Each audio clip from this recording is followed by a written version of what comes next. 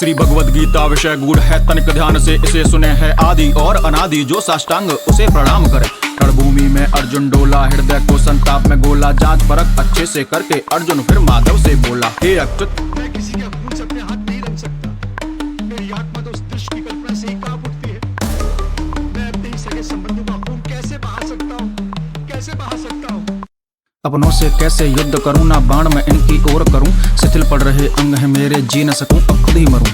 अर्जुन को देख विचलित माधव मुख उसकी ओर किए, अरे होता कौन तू मारने वाला, सबको जीवन मैंने दिया, सबका है विनाश जगत में आत्मा ही अविनाशी है। स्थूल शरीर भोगों का प्यासा ये ब्रह्म की दासी है। क्रोध लोभ मद मोह और काम ये पांचों ही विषैले हैं, इनसे तुझको दूरी रखनी कीचड़ से भी मैले हैं। इंद्रियों से बड़ा है मन, मन से बड़ी बुद्धि को मान, बुद्धि से ही ज्ञान मिले और ज्ञान बताए क्या है प्राण। कोई बड़ा ना कोई छोटा कर्मों से बट जाते हैं, ब्राह्मण क्षत्रिय वैश्य शूद्र ये चार वर्ण ही आते हैं। मुझसे बाहर ना करता कोई सब कर्मों का मैं कारक हूँ, मुझ में ही सब लोक व्याप्त मैं ही सृष्टि संहारक हूँ। ब्रह्मांड नायक आपने मुझ अज्ञानी को, पाप के भागी को अपनी कृपा से जो ब्रह्म ज्ञान प्रदान किया है, मुझे अज्ञान के अंधकार से ज्ञान के प्रकाश में ला खड़ा किया है, उसके लिए मैं आपका आभारी हूँ।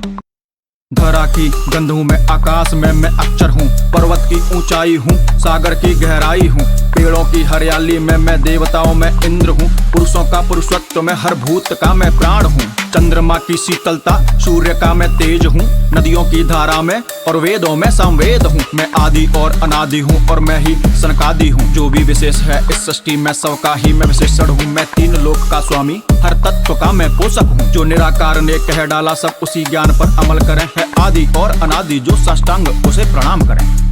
यदा यदा हि धर्मस्य ग्लानिर्भवति भारत, अभ्युत्थानम् अधर्मस्य तदात्मानं सृजाम्यहम्।